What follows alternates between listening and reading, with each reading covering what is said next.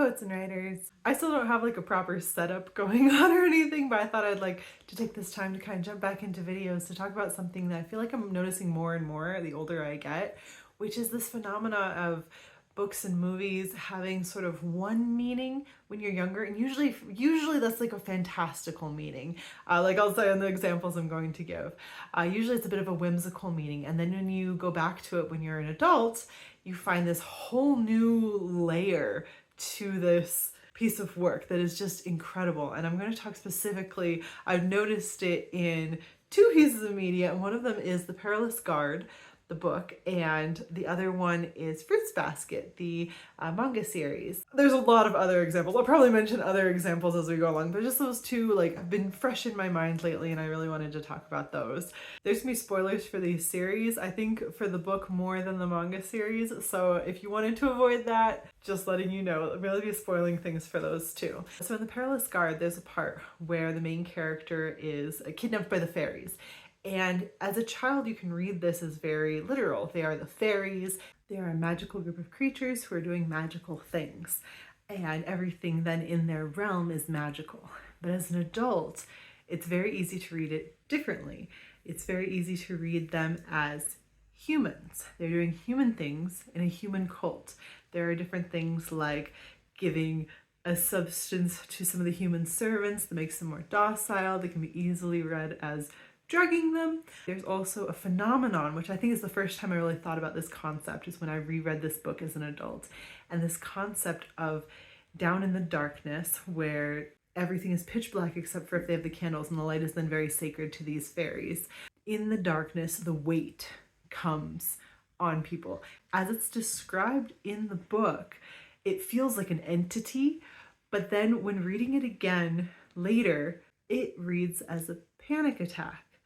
That is exactly the way I would describe a panic attack. And I thought it was so interesting that it was this nuance then of getting the same story, the same writing, and then getting a whole new meaning out of it was so cool. And I think there are stories where that doesn't happen. Like sometimes when you read a story when you're a kid, it's very much only aimed at children, or you'll read a story it's only aimed at adults. But in some of these stories then, it has that nuance of being maybe written for either age group, like maybe it was written initially for children, but it also makes a lot of really good sense for adults. And I think that's a very clever thing that I think is maybe underrated these days, but I'll go into that in a second. I really wanted to mention the other thing that came to mind recently, and that was in Fruits Basket. They have this phenomenon. So when the Zodiac children are born, there's a phenomenon where the mother either becomes super like aggressively lovey, super overly overbearingly caring, or else hates the child and rejects it completely. And as they're talking about that, I just thought, oh, this is like a magical thing. This is part of being the Zodiac. They turn into animals when they're hugged. And so you hug the child, it turns into an animal. You freak out one way or another, right? Now that I've had a baby and I've learned about like how distressing postpartum is, it reads as postpartum, that it's simply postpartum. Like this isn't unique to these characters because they are the Zodiac characters. This is something that happens to all mothers. And I think that's something that Fruits Basket does really well, very, very subtly. These characters have something magical going on. That's completely true. And they have additional responsibilities because of those magical qualities about them. However, they're presented to be not suffering greater for it. The Zodiac characters are not the only ones who have parents who either aren't there, who aren't good parents, or parents who are super, super caring. Like they're not the only group who this happens to. There are lots of other struggles that other characters are having. Some of them are greater struggles, some of them are lesser struggles, that everyone is kind of very human, that it's not unique to these characters to have a variety of parental reactions to having children. It's also not unique to these characters, the type of suffering they're going through, the relationships they're going through. And these aren't things I could have thought about these characters because they're not things I could have known when I was younger. You know, like my age and wisdom then brought with it more understanding of these characters. And I think this is something that when it's done well, these are the stories that withstand the test of time. These are the stories that are just as good when you're a child as they are when you're an adult, that they have that crossover potential. In recent media, we tend to lose some of that. I think one really good example is superhero stories. Like the reason that older superhero stories became so beloved is that they were really aimed at children. There was some fantasy and whimsy to it, but then as you become an adult and you look at those characters, you see this other part of them. And I'm thinking really specifically like Marvel today, it's very much like beat 'em up, and that's the main purpose of the story. And there's also this craving nowadays, or not even nowadays, but like recently, of this like grimdark retelling of superheroes, whereas they used to be quite funny in a lot of ways. The one that stands out the most to me is the effectiveness of the Batman cartoon. You know the one, the really, really good one from the 90s, the really good Batman cartoon that made an entire, all the millennials who are into Batman are into it because of this cartoon, let's be honest. It was really well done. And one of the reasons that it was really well done is that, yes, Batman was strong and edgy and cool and dark and all of that, but when it came to his villains, he had an enormous amount of empathy that they show a lot. Like, he knew when, rather than beat up the bad guy and take them to jail or kill them or anything like that, he knew when they needed a hug. And I think the Justice League also did this for a lot. I'm thinking of one particular scene in my head, and I'm sure this is from the Justice League, but I believe it was the Flash. I don't remember exactly like what the context was, but I believe people had broken out of like Arkham Asylum or something like that. I believe this scene takes place in a bar, if I'm remembering it correctly. But the Flash sits down next to this guy who's got the whole costume getup on, and rather than be like, time for a fight and bring you back into the asylum, he's just like, hey buddy, you got the costume on again, what's going on? Are you taking your meds? You broke out of the asylum, what's happening? And the guy, he talks to him. And I think as a child it's kind of funny, because in the end, the guy is just like, oh, you got me again, Flash. I'm gonna head on back to the asylum now. And Flash is like, good job, buddy. I'll see you later. As a child, that's funny. Like, that's a really cute, funny thing. But as an adult, then it's sort of, that's the way we all wish police were. And it's interesting to me that you see this portrayal of a superhero who very much then has the power to beat this guy up, who, it's a repeat offender, we know that. It's someone who has been terrorizing them. I believe he talks to them about, hey, you've been terrorizing the city, what's going on? That especially in media nowadays, now the gut punch reaction would be to gut punch them, right?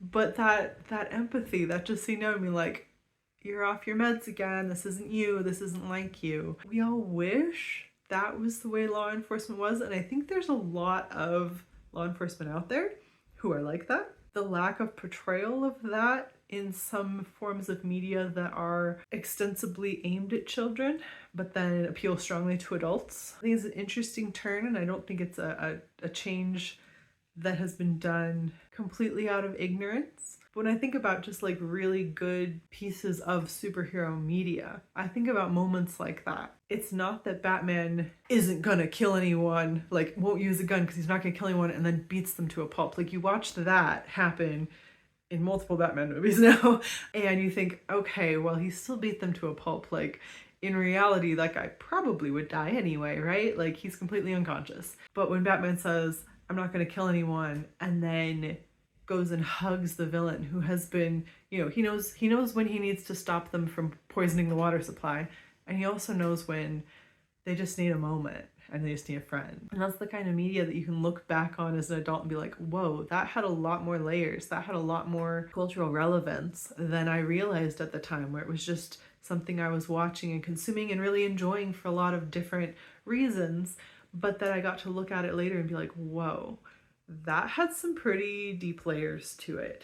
I think sometimes a writer might do that intentionally, and I think sometimes it probably happens without a writer really thinking too hard about it.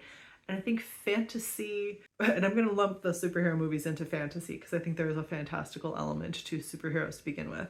I think that's a really strong category for that to happen in, where you've got the fairies, and fairies are already a magical creature. You can create this world that could so easily have happened in the real world with no magic, because it's just people in a cult creating this scenario and people reacting with real physical guttural reactions to things. Then the interesting thing is, how do characters, you know, get through these things that could be real things in the real world and could also be magical in this world. For example, in The Perilous Guard, the way she gets through it is by talking with the strong lead man. They're talking about how would they clean up and reestablish a farm, basically, and they're going through all of the steps, and reality is then the thing that grounds her and keeps her from losing her mind in this deep dark place where panic attacks or the weight keeps coming over her. Harry Potter also has its problems, and we know we don't like the creator because she is so anti-transgender people that it is absolutely ridiculous. She's a horrible person, but I think one of the things that she probably quite accidentally wrote that I think is really powerful in the Harry Potter books is the moment when Sirius Black comes back and he says, and they like, how did you escape from Azkaban with your mind, basically? Like, how didn't you go insane? And he says he knew he was innocent, but there was a truth, there was a reality in that, and it wasn't a happy thought, but it kept him sane. And I think about that still. It is really strong that in times of peril and crisis, something could take away happiness, but it can't take away the truth. Like, it can't take away the reality, the thing that you know to be true. That's a really powerful concept. Knowing what we know today about Rowling, I don't think she understood the depth of what she was saying with that, and I think there is a lot of power in that. And I think that's the same concept that the Perilous Guard goes over. When you ground yourself in what's real around you, it doesn't have to be happiness so much as just hope. Just this hope that, in his case, he knew he was innocent. It's not happy, it's just true, and it left some hope for him. And the Perilous Guard, there's some hope that there is a future, that there is a reality that we can come back to when we're done with this dark place. And it's so powerful for these things to be grounded in so much reality that you can then go back and think about them. I wanted to do this video really because I was thinking about postpartum in Fruits Basket so much, that these mothers were just going through postpartum. There are mothers who absolutely reject their children, and this is just a bizarre chemical thing that happens. And some of us get really, really lucky and we get all the happy chemicals and you just love that baby so much. It's so intense. And some people get exactly the opposite, and that's just a thing going on in your brain, that's not something that is magical. And yet it kind of has that element of it, and when placed in a story like that, you can sort of digest it in that way and then go back and see it in a different light. Just, I love that. I think it's so strong. And I think it's something that we need more stories with that kind of depth to them. So anyway, I was just thinking about that today and wanted to share. Are there any stories that you remember from your childhood that kind of have that layered depth to them? I'd love to hear about them in the comments down below. Thanks for watching today. Hopefully eventually I'll have a better setup than just like sitting in this chair. It is a cool chair though. Check this guy out. Neat. For now, I'm here. I hope you're having a wonderful day, and definitely let me know about some stories that you have read that are kind of like this. And I'll talk to you again very soon. Bye.